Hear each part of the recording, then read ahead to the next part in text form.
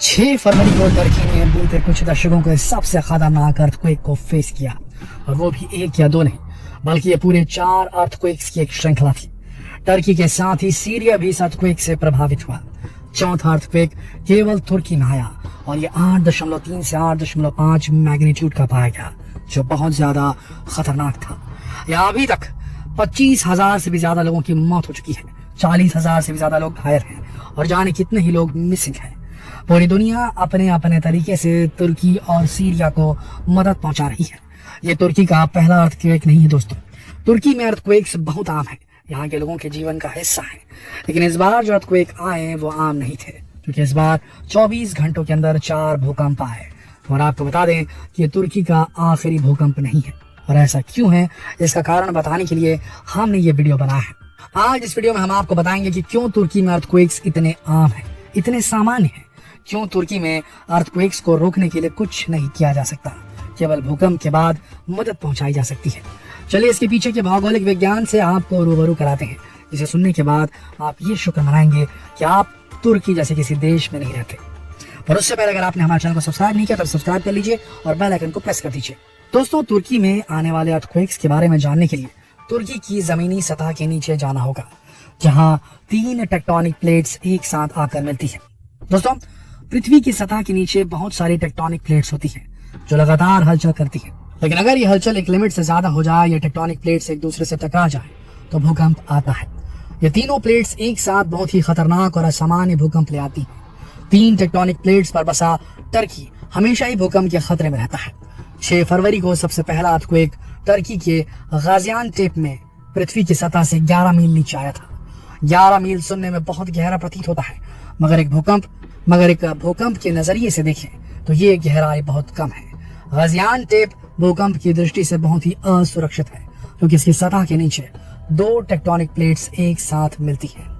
दोस्तों, tectonic plates पृथ्वी के 10 मील नीचे से शुरू होती हैं। ये बहुत विशाल और अनियमित चट्टानों जैसी परतें होती हैं। ये पृथ्वी के क्रस्ट में 10 मील से 160 मील तक होती है और ये हमेशा हर समय बहुत ही धीमी गति से मूव करती रहती है। इस समय जहां आप बैठे हैं उस पृथ्वी की सतह के नीचे भी कोई बहुत विशाल टेक्टोनिक प्लेट मूव कर रही होगी। यानी पृथ्वी अनगिनत विशाल प्लेट्स में डिवाइडेड है जो हमेशा मूव करती रहती है। इन्हीं प्लेट्स के टकराने या फिर एक दूसरे से ज्यादा दूर चले जाने पर भूकंप आता है। ये प्लेट्स किसी पजल की तरह आपस में बनी रहती है और पृथ्वी का बैलेंस बनाए रखती है। कई बार ऐसा भी होता है कि बार बार 2 प्लेट्स के आपस में टकराने से प्लेट्स के कोने मुड़ भी जाते हैं और फिर कभी अचानक मुड़े हुए किसी कोने पर दबाव पड़ता है तो वो टूट जाता है और ऐसे समय में नीचे जमा हुई ऊर्जा बाहर निकलने की कोशिश करती है और इन प्लेट्स के सीक्वेंस में डिस्टरबेंस क्रिएट होती है, तब भी भूकंप आता है। ये भूकंप ज्यादातर उन जगहों पर आता है जहाँ इन प्लेट्स की बाउंड्रीज होती है। गाजियानटेप टाउन जिन 2 मुख्य प्लेट्स पर बसा है वो है एनातोलिया टेक्टोनिक प्लेट और अरेबिया प्लेट, और इन्हीं से लगती हुई यूरेशिया प्लेट जो बिल्कुल गाजियानटेप से लगती हुई है। यानी गाजियानटेप की सतह के नीचे 3 टेक्टोनिक प्लेट्स की बाउंड्रीज हैं। इनमें से एनातोलिया टेक्टोनिक प्लेट असल में एक माइक्रो प्लेट है, क्योंकि इसका साइज बाकी आसपास की प्लेट्स के मुकाबले काफी छोटा है। यह हमेशा प्रेशर में रहती है, क्योंकि जो अरेबिक प्लेट है वो इसे यूरेशिया प्लेट के अगेंस्ट प्रेस कर रही है। एक तरफ से अरेबियन प्लेट का दबाव, दूसरी तरफ से यूरेशियन प्लेट। इन दोनों के बीच में एनाटोलिया टेक्टोनिक प्लेट का पश्चिमी हिस्सा लगातार दबाव में रहता है, स्क्वीज्ड रहता है, जहां इसे एक और प्लेट अफ्रीकी प्लेट का टकराव भी झेलना पड़ता है, क्योंकि ये अफ्रीकी प्लेट भी एनाटोलिया प्लेट की दिशा में ही मूव करती है। दोस्तों, अरेबिया प्लेट नॉर्थ डायरेक्शन में मूव करती है, जहां यूरेशिया प्लेट है और इनके बीच में जकड़ी रहती है एनाटोलिया प्लेट। यानी अफ्रीका प्लेट और अरेबियन प्लेट और एनाटोलिया प्लेट के बीच की जो बाउंड्रीज है वो एक दूसरे के अगेंस्ट स्लाइड करने की लगातार कोशिश करती रहती है, क्योंकि एनाटोलिया प्लेट वेस्ट की तरफ मूव करती है और अफ्रीकी प्लेट ईस्ट की तरफ। गाजियानटेप टाउन की सतह के नीचे और इसके आसपास जो ये सारे बॉर्डर्स हैं उन्हें स्ट्राइक स्लिप फॉल्ट बोला जाता है, और इनके लगातार एक दूसरे के अगेंस्ट मूव करने की वजह से एक फ्रिक्शन पैदा होता है। जब यह फ्रिक्शन बहुत ज्यादा बढ़ जाता है तब ये प्लेट्स स्लिप हो जाती है और पृथ्वी की सतह हिल जाती है। इसे ही स्ट्राइक स्लिप अर्थक्वेक बोलते हैं। यही हुआ है गाजियानटेप में, जिसे सबसे पहले 7.8 मैग्नीट्यूड का अर्थक्वेक आया।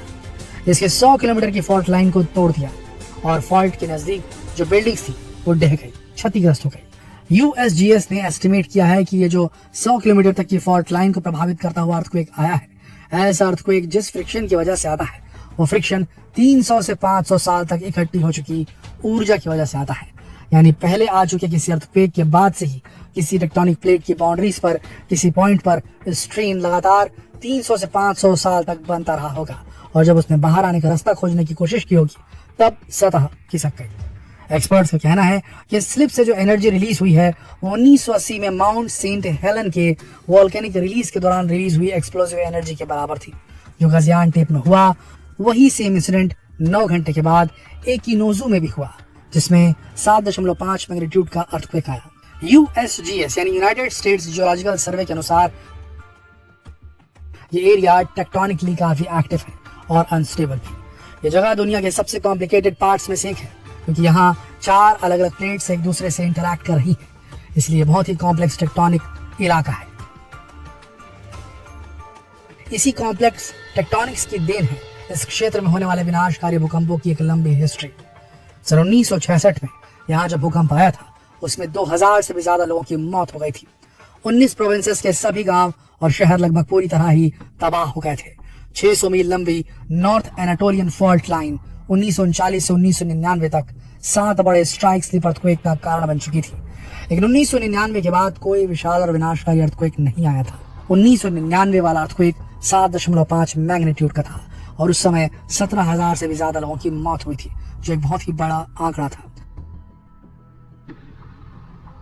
और इकोनॉमिक लॉस हुआ वो अलग। यूएसजीएस के अनुसार इस समय भी इकोनॉमी को कई बिलियन का नुकसान हुआ होगा। लोगों की जान का और इकोनॉमिक्स का जो ये लॉस टर्की को हुआ है उससे उभरने में तुर्की को सालों लग जाएंगे। एक्सपर्ट्स का मानना है कि हो सकता है अभी भी आसपास के फॉल्ट्स में कुछ स्ट्रेन बाकी हो। अगर ऐसा है तो वो भी रिलीज होने की संभावना है। अभी ये नहीं कहा जा सकता कि खतरा पूरी तरह टल चुका है। अगर स्ट्रेन है तो कुछ दिनों में एक और अर्थक्वेक फेस करना पड़ सकता है तुर्की को। दोस्तों, भगवान का धन्यवाद कीजिए कि आप तुर्की जैसे किसी देश के ऊपर नहीं बल्कि भारत में हैं, और तुर्की के लोगों के लिए दुआ कीजिए। इस समय तुर्की बहुत बुरे हालातों से गुजर रहा है, वो भी ऐसे समय में जब तुर्की इस आपदा के लिए बिल्कुल तैयार नहीं था। इस घटना ने पूरे विश्व को हिला दिया है, और दुख की बात तो यह है कि मरने वालों की गिनती अभी भी रुकी नहीं है।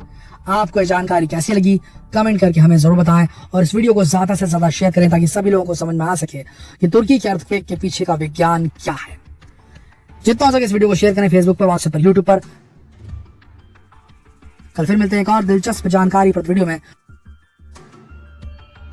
तब तक के लिए आप सबका इस वीडियो के अंत तक बने रहने के लिए दिल से धन्यवाद।